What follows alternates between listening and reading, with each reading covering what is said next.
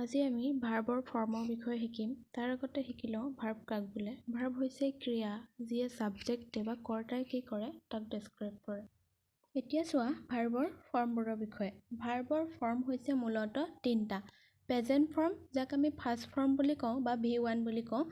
দ্বিতীয়টো হৈছে past form যাক আমি V2 বুলি কওঁ। তৃতীয়টো হৈছে পাষ্ট পাৰ্টিচিপল ফৰ্ম যাক আমি V3 বুলিও কওঁ। ভাৰ্বসমূহৰ প্ৰেজেণ্ট ফৰ্ম বা বেছ ফৰ্মৰ লগত আমি ed যোগ কৰি বা কেতিয়াবা বেছ ফৰ্মটোৰ ভাৱেলৰ কিছু সাল সলনি কৰি আমি তাক পাষ্ট ফৰ্ম বা পাষ্ট পাৰ্টিচিপল ফৰ্ম বনাব পাৰোঁ। প্ৰথমতে আমি ed যোগ কৰি পাষ্ট ফৰ্ম আৰু পাষ্ট পাৰ্টিচিপল বনোৱা কিছুমান ভাৰ্ব চাই লওঁ। তো তেনে কিছুমান ভাৰ্ব ইয়াত দেখিছা তোমালোকে। আস্কৰ পিছত ed যোগ কৰি আমি পাষ্ট ফৰ্ম আৰু পাষ্ট পাৰ্টিচিপল ফৰ্ম পাইছোঁ। ঠিক তেনেদৰে আনচাৰ, ফিনিছ, প্লে, ৰিচ ইত্যাদি।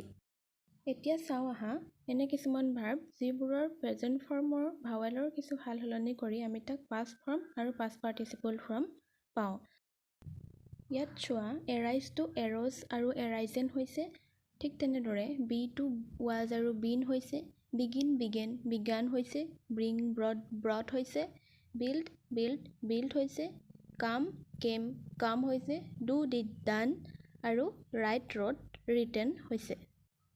ভাৰ্বৰ এই তিনিওটা ফৰ্মৰ লিষ্টখনক লিষ্ট অফ ভাৰ্ব বুলি কোৱা হয়।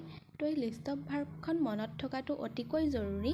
ভাৰ্বৰ অন্য এটা ফৰ্ম হৈছে ing ফৰ্ম যাক আমি V4 বুলি কওঁ। ইয়াত বেছ ফৰ্মৰ লগত ing যোগ কৰি আমি ing ফৰ্ম পাব পাৰোঁ। ইয়াত প্লেৰ পিছত ing যোগ কৰি প্লেয়িং হৈছে। ঠিক তেনেদৰে ডুইং, বিগিনিং, ৰাইটিং ইত্যাদি হৈছে। ভাৰ্বৰ এই ing ফৰ্মটোৱে যদি এটা নাউনৰ দৰে কাম কৰে তেতিয়াহ'লে তাক আমি জেৰাণ্ড বুলি কওঁ। ইয়াত reading is a good habit. ইয়াত ৰিডিঙে এটা জেৰাণ্ডৰ দৰে অৰ্থাৎ এটা নাউনৰ দৰে কাম কৰিছে। সেয়েহে ই হৈছে এটা জেৰাণ্ড।